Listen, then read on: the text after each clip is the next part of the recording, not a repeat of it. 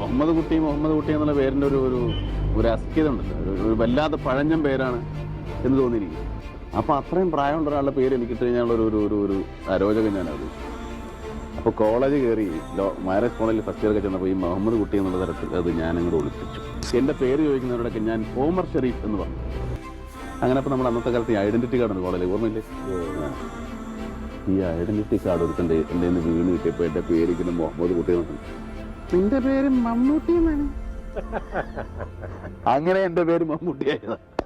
ഇത് ശശിധരൻ എന്ന് പറഞ്ഞിട്ട് ഒരു ഫ്രണ്ടാണ്, അവനിപ്പോൾ എവിടെയാണാവോ?